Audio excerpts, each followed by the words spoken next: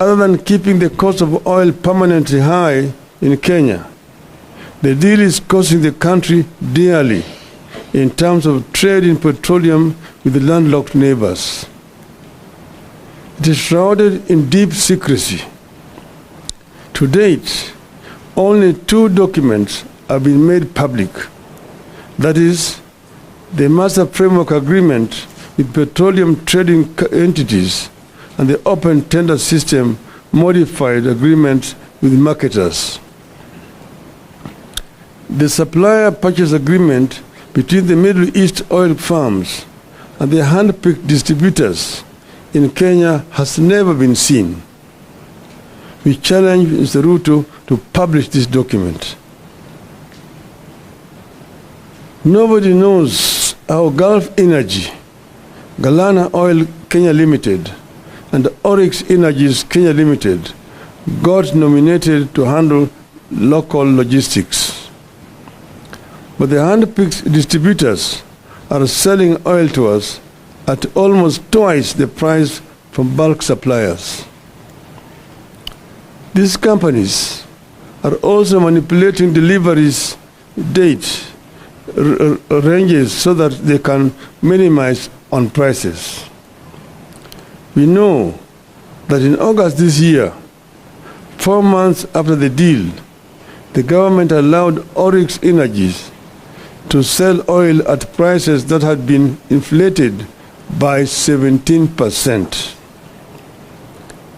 In the RUTO deal, Oryx is a supplier of diesel to other oil marketing companies in the country. The excuse was to delay in discharging fuel at the jetty. This shady business model is being deployed by all the companies that were retained in the RUTO deal.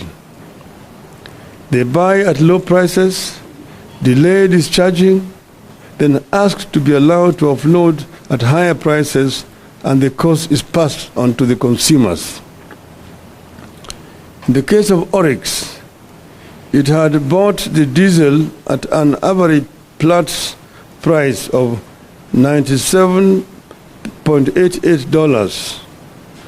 That is 14,182 shillings per barrel in July, but was allowed to sell the same to oil marketing companies at $114.5 US, that is 16,585 shillings per barrel.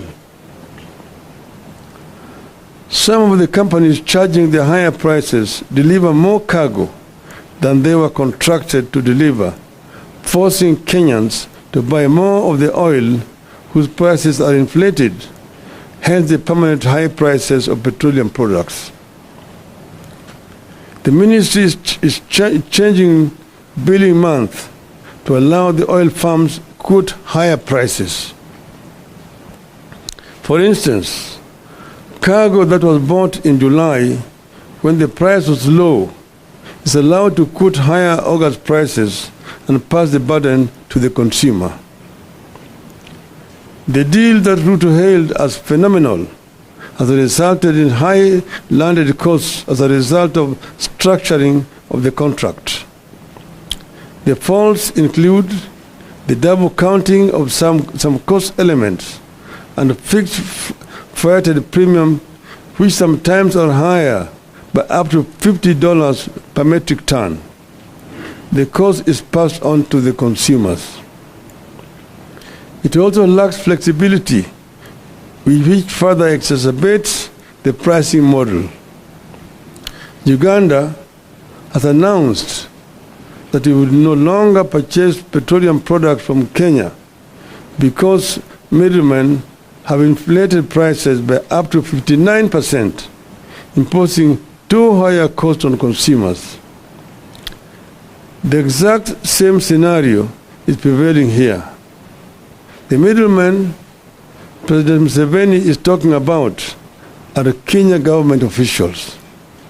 I repeat, the middlemen President Museveni is talking about are Kenya government officials.